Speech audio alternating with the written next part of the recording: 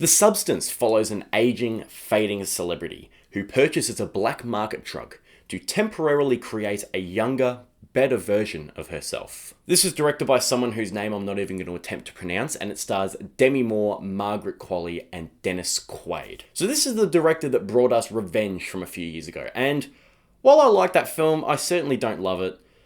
The Substance, however, I do love. I absolutely adored this film. One thing that I loved about this film is how it effectively placed the message before the story. This film is a brutal takedown of just how cruel and ridiculous Hollywood's beauty standards are. And it masterfully conveys that through insane body horror. I'm talking really nasty shit. Now, sure, this film isn't subtle in the slightest. But in my opinion, that really works for it. Because it's constantly finding engaging and inventive ways to reinforce its point. And one of the ways that it does that is by using very effective visual storytelling. There's not a lot of dialogue in this film, but it's always what you're seeing. Constantly reinforces the point. For example, you have Dennis Quaid in one of the earlier scenes in the film when he's sacking Elizabeth from her show, saying she's not fit enough, she's too old, yada yada yada. And he's telling her all this while he's absolutely devouring a bowl of prawns, eating like a pig. Just eating all this fat and just getting it into his body while she's just forced to sit there and watch and listen.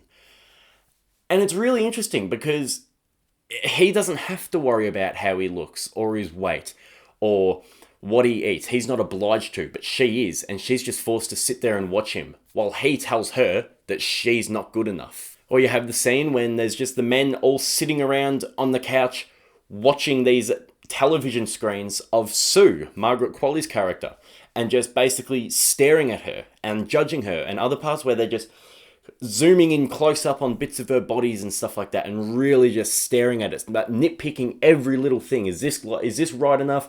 Is this part of her body where it should be in proportion to all this stuff? It's insane. And another one I noticed too was Demi Moore is often looking in a mirror in this film.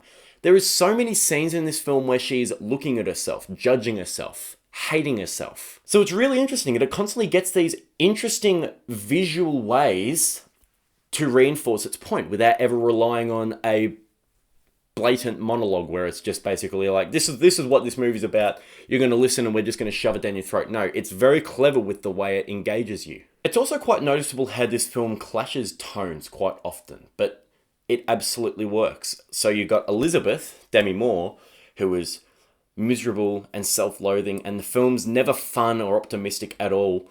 But then you have the scenes with Sue, played by Margaret Qualley, who is young, optimistic, arrogant, has the world at her feet, and you really feel the difference between which character you're following.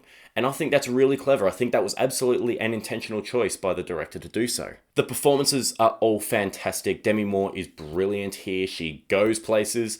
So does Dennis Quaid. He's very over the top, but he's over the top in a fun way. And Margaret Qualley is great too. I've never really seen her before, I don't think. I'm sure there's something I've seen her in, but she was a real standout here. She was fantastic. The casting is fantastic, especially with Demi Moore. She's a woman who I'm guessing is in her 50s now, because she's 50 in the film, so I'm assuming she's into her 50s at least.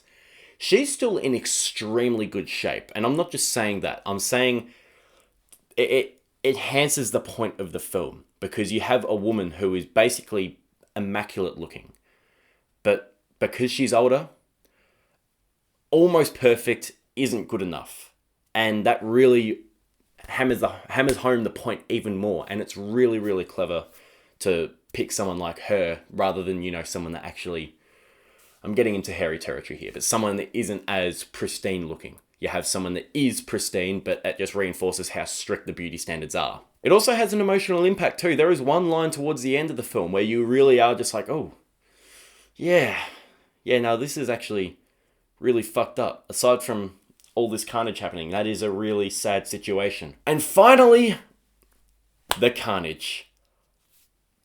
Oh, it's so good. It's so good.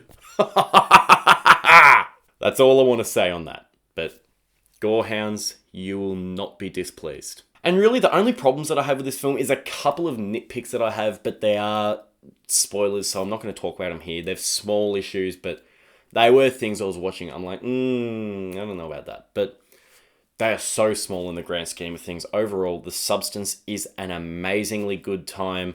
It is fantastic. It is wild. It is brutal. It is relentless. It makes its point. It makes you think. It conveys its point really well. It has amazing performances and it has insane body horror. The Substance is top notch. So that is my review of The Substance. I highly recommend you check this film out and let me know what you think of it once you have. I'm going to be doing one of my hidden gem reviews sometime in the near future. So be sure to keep an eye out for that poll and let me know what you want to see. And I'll see you all later. Bye.